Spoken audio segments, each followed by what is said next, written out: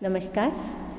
आइए हम आज बीए भाग द्वितीय के दूसरे प्रश्न पत्र में कथा भारती जो पुस्तक है उसके अंतर्गत गदल कहानी जो रांगे राघव द्वारा लिखित है उसकी तात्विक समीक्षा करते हैं।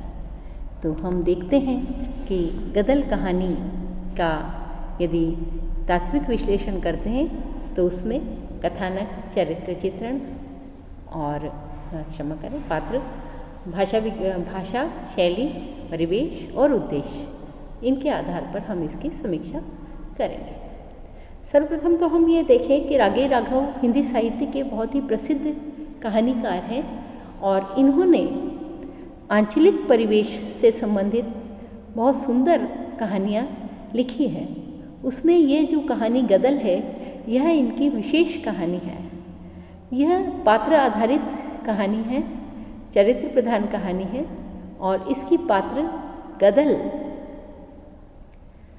को इसके कथानक में प्रारंभ से अंत तक मूल केंद्र बनाया है लेखक ने और यह इनकी सशक्त कहानी है।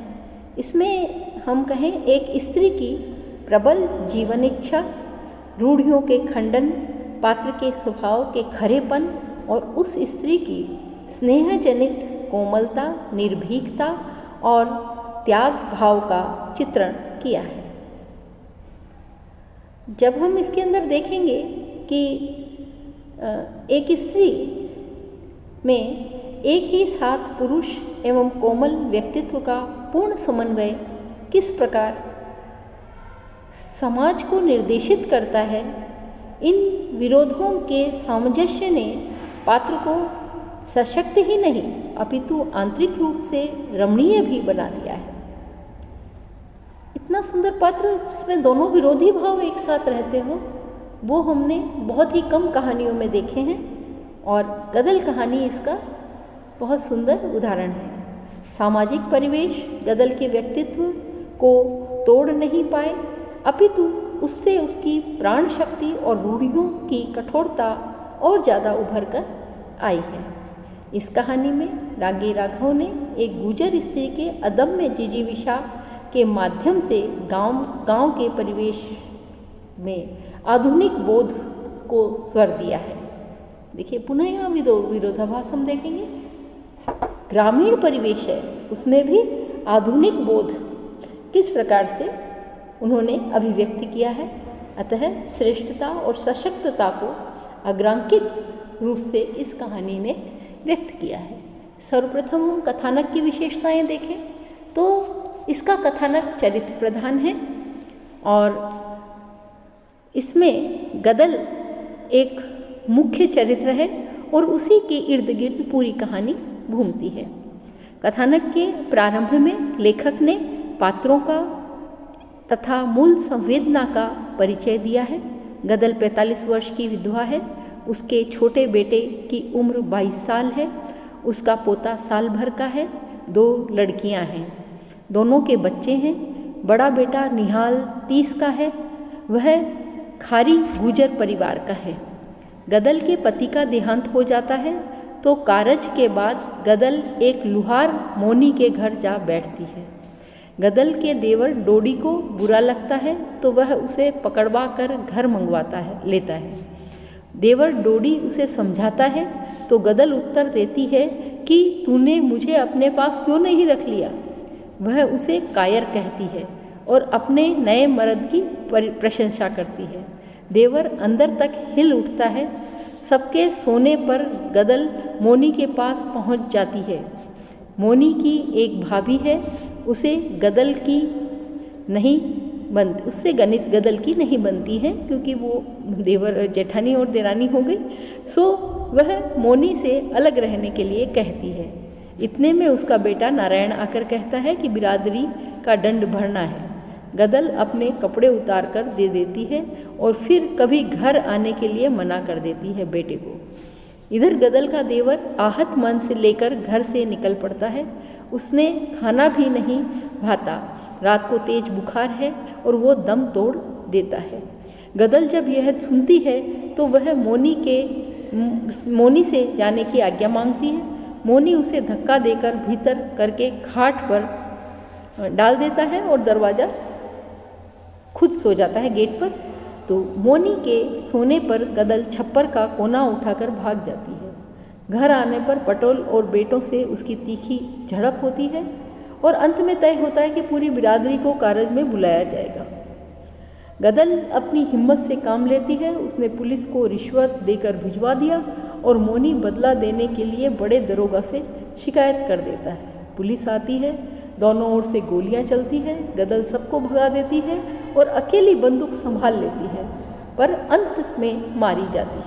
दरोगा के पूछने पर मरती हुई गदल कहती है कि जो एक दिन अकेला न रह सका उसी की, ऐसे कहकर उसने वाक्य को, जो कहानी का अंत है उसमें वाक्य को उन्होंने यहाँ समाप्त किया है। इस प्रकार से स्पष्ट है कि गदल का कथानक जो है वह पूरी तरह से सुगठित है। प्रारंभ से लेकर अंत तक एक रोचकता और जिज्ञासा कहानी में बनी हुई है कि अगला कथन क्या होगा, अगली घटना क्या होगी। इसकी जिज्ञासा पाठक के मन में हर पल बनी रहती है। कथानक का मध्य भाग संघर्ष से निर्मित हुआ और अंत में गदल की मृत्यु के रंग में डूब गया। संपूर्ण कथानक का केंद्र गदल है। कथानक में बहुत सारी घटनाएं हैं, पर मूल घटना गदल की संवेदना से जन्म लेती है। गदल देवर से बदला लेना चाहती थी, वह पूरा हो गया, तो वह एक सच्ची प्रेयसी का फर्ज अदा करके उसका कार्य किसी भी प्रकार से पूर्ण करके अपना साहसी परिचय देती है। पूरा कथानक एक प्रकार से हम कहें तो बहुत ही रोचक और प्रभावशाली है।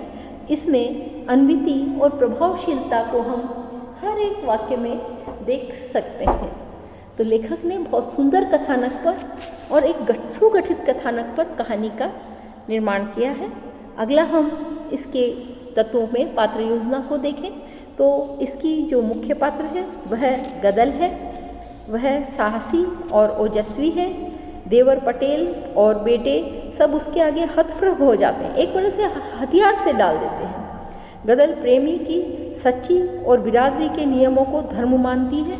इन्हीं की रक्षा के लिए वह आग से खेल जाती है ना। आगे अंत तक वो देखा हमने कि वो कहती है कारज तो होगा और बंदूक लेकर स्वयं डट जाती है। अन्य पात्रों में देखें तो डोडी है जो उसका देवर है। वह गदल को अपनी बनाकर रखने का साहस नहीं जुटा पाता क्योंकि समाज से डरता है। हम देखते हैं ग्रामीण जीवन में समाज प्रमुख होता है व्यक्ति के लिए और वह भी डरता है। मोनी 35 वर्ष का युवक है, पर गदल के सामने वह भी सर नहीं उठा सकता और वह उसे परास्त करके पुनः चली जाती है। बेटों में नारायण और निहाल का व्यवहार गदल के प्रति अच्छा नहीं रहा। बहुओं के अपमान के कारण गदल को घर छोड़ना पड़ता है। दोनों बेटे जग हसाई के कारण गदल को अपमानित करते हैं, पर अंत में दोनों गदल की बात मानने को विवश हो जाते हैं। अर्थात गदल एक अत्यंत प्रभावशाली व्यक्तित्व इसमें चित्रित किया गया है और वो अपनी बात को हर प्रकार से मनवाने और नहीं मनवाने पर वो एक प्रकार से विद्रोह करने पर भी उतारू हो जाती है। रिश्वतखोर दरोगा भी है, पर उसका कोई विशेष स्थान नहीं है। इस प्रकार गदल कहानी पात्र योजना जो है वो एक सफल कहानी कही जा सकती है। प्रमुख पात्र यहाँ एक ही है, गदल। कहानीकार ने गदल का निर्माण जिन विशेषताओं से किया है वे एक विशेष वर्ग से संबद्ध है। पात्र सृष्टि में लेखक ने प्रगतिशील यथार्थ, मनोवैज्ञानिक तत्व और मानवीय संवेदना का पूरी तरह से मिश्रण कर एक अच्छी सी कहानी की पात्र योजना को लेखक ने लिखा है। अगला हम देखते हैं इसकी भाषा शैली। कहानी की भाषा में एक रवानी है। हम कहें कि भाषा प्रारंभ से लेकर अंत तक ग्रामीण जीवन में इस प्रकार उलझी है, इस प्रकार से निर्मित है, हम कहें कि वह शब्दों का एक आंचलिक जीवन में इतना सुंदर संयोजन करते हैं कि जिसको यह मूल आंचलिक भाषा नहीं आती वह भी पूरी तरह से कहानी को समझता हुआ अपने उद्देश्य तक पहुंच जाता है। तो कैसे चुने हुए शब्द हैं, कैसे चुटकुले मुहावरे हैं कि देखते ही बनती है। लेखक तत्समता से सदैव बचकर चला है। सरल भाषा उन्होंने या तद्भव भाषा उन्होंने लिखी है। पात्रों के परिवेश के प्रति वह पूरा सजग पूरी कहानी में दिखाई देता है और परिवेश को भाषा के द्वारा बहुत सुंदर चित्रित उन्होंने किया है। इसी से भाषा का आंचलिकता का जो रंग है वह इस पर चढ़ा हुआ है। इनके कारण वह आंचलिक शब्दों से युक्त अन्य कहानियों की तरह दुर्बोध नहीं हो सके। मैंने बताया किसी भी भाषा का व्यक्ति इस कहानी को प्रारंभ से अंत तक अच्छी तरह समझ सकता है। यहाँ तो शब्द अपना अर्थ स्वयं ही खोलते हुए प्रतीत होते हैं। यदि भी हम देखें तो ब्रज भाषा जो है उसके प्रचलित शब्दों का प्रयोग यहाँ दिखता है, जैसे आसरतु, कंडे, जीमना, बेयर आदि हैं। मुहावरों का भी बहुत सुंदर और सार्थक प्रयोग इन्होंने किया। चुटीला प्रयोग हम कह सकते हैं उन्होंने यहाँ किया है, जैसे सीख पर बिल्लियाँ चलना, नाक कटवाना, जग हंसाई करवाना, है ना। इस प्रकार से सुंदर उन्होंने करा है। लाक्षणिक और आकर्षक है जिन्हें भुलाया नहीं जा सकता।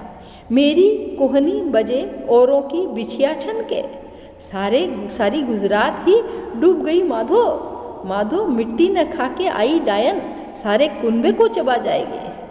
ऐसी नहीं तेरी गुड़ की भेली है जो न खाएंगे, हम तो रोटी गले में फंदा मार जाए, है ना, हम तो रोटी गले में फंदा मार जाएंगे। मेरी अम्मा ने भी मुझे चूल्हे की मिट्टी खाके ही जना है। इस प्रकार से भाषा जो उन्होंने लिखी है, इसके अंदर कहानी के अंदर पूरी कहानी एक अलग ग्रामीण रंग में रंगी हुई हमें दिखाई देती है। ऐसे प्रयोग भाषा में अपूर्व शक्ति ला देने वाले हैं। गदल की भाषा में संप्रेषणीयता जो है वो पूर्ण रूप से है। कहानी की संवाद योजना बहुत ही सुंदर है, जिसके अंदर हम कह सकते हैं छोटे संवाद भी उन्होंने गदल के चरित्र में प्राण भरने वाले लिखे हैं। तो जिस प्रकार से आज तक संवादों की जितनी विशेषताएं बताई गई हैं और बताई भी जा सकती है, ये इस कहानी के जो संवाद हैं उन सब में हम देखते हैं विशिष्ट संवाद है। संवादों का एक गुण संक्षिप्तता माना जाता है और ये इसमें है। जैसे गदल ने कहा, सुनते हो क्या है री, मैं जरा जाऊंगी कहाँ, वहीं, क्यों, देवर मर गया है ना, देवर अब तो वह तेरा देवर नहीं है।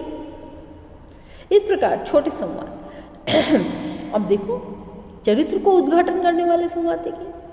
सारे जग में कानून चल रहा है पटेल, दिन दहाड़े भैंस खोल कर लाई जाती है, मेरे ही मर्द पर कानून था, यो न कहो बेटों ने सोचा क्यों पैसा बिगाड़ते हो, कायर कहीं के।